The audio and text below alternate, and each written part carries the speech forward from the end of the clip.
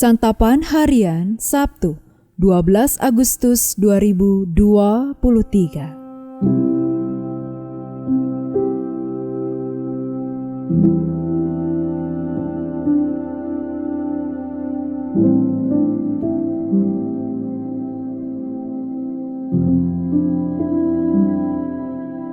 Inilah program Santapan Harian, sebuah program yang mengajak Anda menelusuri isi Alkitab, agar Anda menemukan makna firman Tuhan sesuai dengan konteksnya. Santapan Harian tertuju bagi Anda yang ingin memiliki kehidupan rohani yang segar, kuat, dan sigap. Hari ini kita akan membaca 1 Tawarik pasalnya yang ke-14.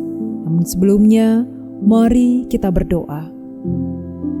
Bersabdalah ya Kristus bagi kami yang saat ini bertelut kepadamu.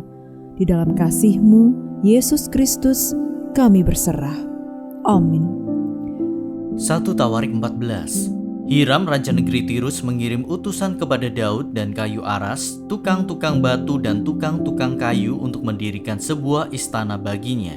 Lalu taulah Daud bahwa Tuhan telah menegakkan dia sebagai raja atas Israel, sebab martabat pemerintahannya terangkat tinggi oleh karena Israel umatnya.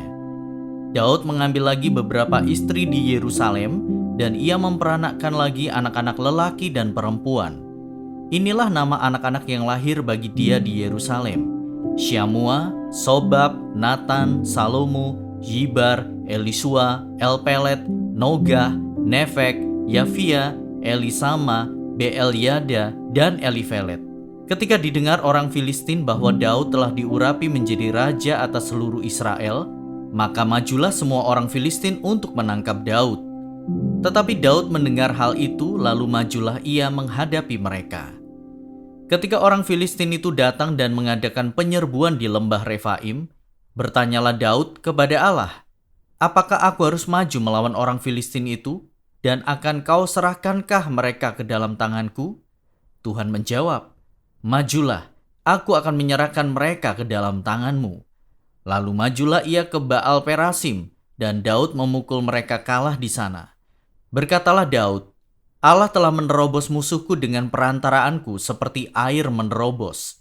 Sebab itu orang menamakan tempat itu Baal Perasim. Orang Filistin itu meninggalkan para allahnya di sana, lalu orang Israel membakarnya habis atas perintah Daud. Ketika orang Filistin menyerbu sekali lagi di lembah itu, maka bertanyalah lagi Daud kepada Allah. Lalu Allah menjawab, "Janganlah maju di belakang mereka, tetapi buatlah gerakan lingkaran terhadap mereka, sehingga engkau dapat menyerang mereka dari jurusan pohon-pohon kertau.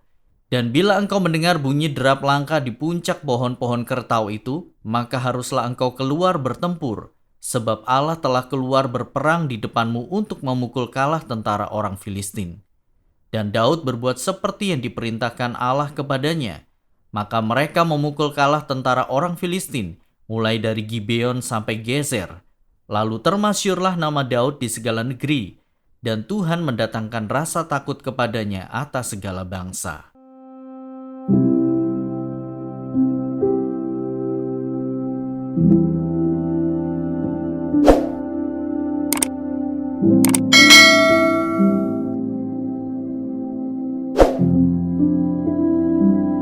Sahabat Santapan Harian, Abraham Lincoln, Presiden ke-16 Amerika Serikat, pernah berkata, "Semua orang bisa tahan dengan kesengsaraan, tetapi bila kau ingin mengetahui karakter seseorang, berilah dia kekuasaan."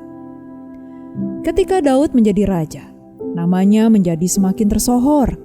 Ia berhasil membangun kerjasama dengan kerajaan lain, membangun keluarga yang besar, dan bahkan mengalahkan musuh-musuhnya, terutama bangsa Filistin.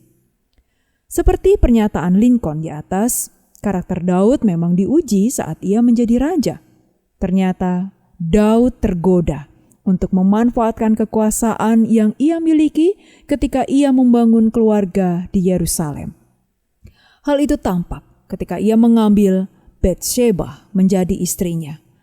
Batsheba adalah istri Uria, perwira yang sangat setia kepada Daud. Namun Daud merancang situasi agar Uria mati di medan perang. Kejahatan Daud ini memancing amarah Tuhan. Setelah diperingatkan Nabi Nathan, Daud menyesal dan bertobat. Dan dari Betsheba lahirlah Salomo yang di kemudian hari menjadi raja menggantikan dia. Sekalipun Daud jatuh ke dalam dosa besar, ia tetap mengikuti apa yang Tuhan perintahkan. Ia menerima penghukuman Allah dan tidak membela dirinya. Ini semua menunjukkan ketaatannya kepada Tuhan. Pengalaman hidup di tengah kekuasaan membuat Daud mengakui bahwa dirinya sungguh-sungguh dikasihi oleh Tuhan. Dalam konteks peperangan dengan orang Filistin, ia meminta petunjuk Tuhan. 2 kali ia berperang, 2 kali ia diberi kemenangan. Ketaatan kepada Tuhan dapat dilihat dari seberapa bergantungnya kita kepada Tuhan. Apakah kita meminta petunjuknya dalam langkah hidup kita atau tidak? Kita pasti pernah salah mengambil pilihan dan menyesal. Bisa diperkirakan saat kita lalai ataupun gagal, kita tidak meminta petunjuk Tuhan dalam perkara yang kita hadapi itu. Setinggi apapun posisi atau status kita, kita tetaplah manusia yang tidak maha kuasa dan bisa terjatuh. Tetaplah jadikan Tuhan pemimpin kita yang tertinggi. Mari kita berdoa. Ajarilah kami ya Allah untuk mengutamakan-Mu dalam segala hal yang kami lakukan. Tunjukkan kepada kami bagaimana kami bisa bergembira karena Engkau, agar hati kami terus diubahkan menjadi seperti hati-Mu. Dalam nama-Mu Yesus, kami memohon. Amin.